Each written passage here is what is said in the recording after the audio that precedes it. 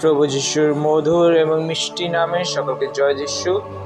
আজকের এই সুন্দর সকালের সময় আমরা যে বাইবেল অধ্যয়ন করতে যাব সেটা হচ্ছে যাকোব তার 3 অধ্যায় 16 থেকে 18 পদ। যাকোব তার 3 অধ্যায় 16 থেকে 18 পদ। সেখানে প্রকারে লেখা আছে,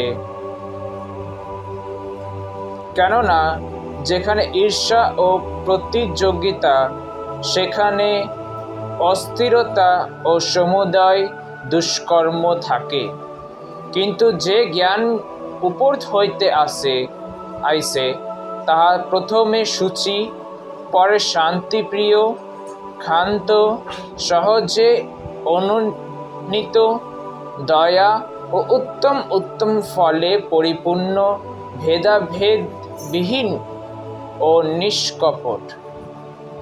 আর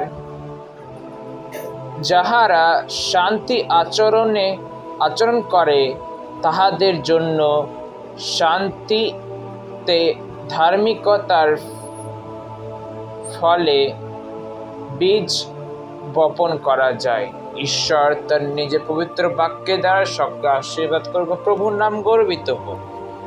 আজকের এই সুন্দর সকালের সময় যে বিষয়টা আমি বলতে চাই সেই বিষয়টি এটা হলো যে, এই যে বুদ্ধিটা যেটা আমরা আগামীকালে আমরা শুনেছিলাম,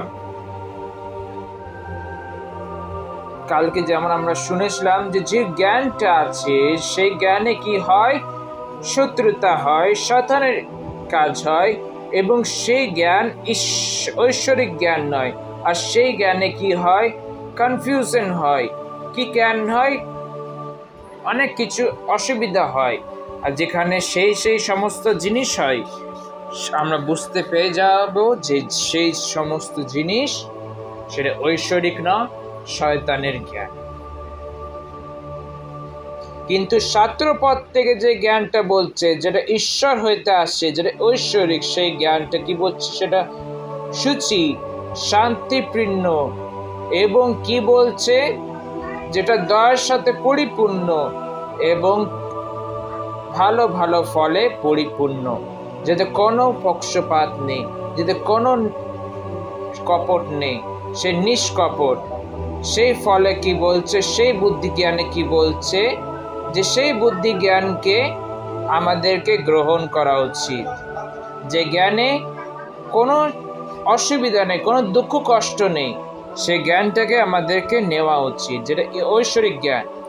আর আজকে এই সুন্দর সকালের সময় ঈশ্বর আমাদেরকে একটাই কথা বলতে চাইছে, যে জ্ঞান উপর হইতে আসে, যে জ্ঞান ঐশ্বরিক জ্ঞান, সেই জ্ঞানকে আমাদেরকে নেওয়া উচিত, নাকি সেই খারাপ জ্ঞানকে।